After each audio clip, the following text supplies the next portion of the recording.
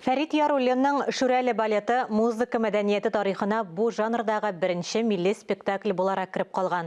Республиканың музыкаль җәмәгатьчелеге әлеге әсәрнең куелуына 80 ел тулуны билгеләп үтә.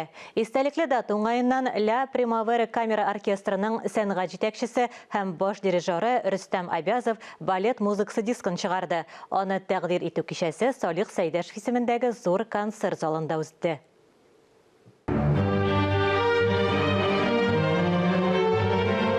Рөстәм Абязов билгеләп үткәнчә, әлегә кадәр Шүрәле балетының мелодия фирмасы грампластинкаларында бердән-бер язмасы бар иде. Я считаю, что это самая яркая страница в музыкальной истории татарского народа. Шүрәле балеты татар халкының музыка мәдәниятендә иң якты вакыйгаларның берсе. Фәрит Яруллин фронтта һәлак булганнан соң республика даһи композиторны югалтты. Аның иҗаты кадерләп сакланырга лаек. Снова доносятся звуки. Жив, меняя на жив. Концертта шагыйрә Альбина Абсалямованың шигырьләре дә яңгырады. Яңа дискны тәкъдир итүче рассының тагын бер кунагы Новосибирскидан пианист Дания Хайбуллина.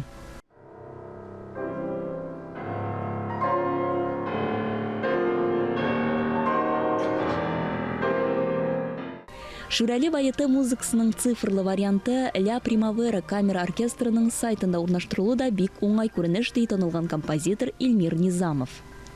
Һәр милләтнең иң зур байлыгы аның мирасы әлбәттә. Һәм без менә шундый заманда яшибез.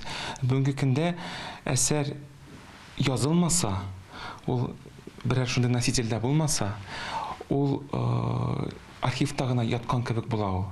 Әсәрләр ишетелергә тиеш. Һәрбер бала бәлки концертка да килә алмастыр.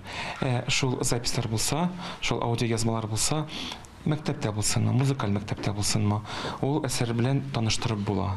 Балет язмасы 500 дәнә тираж белән нәшер ителгән.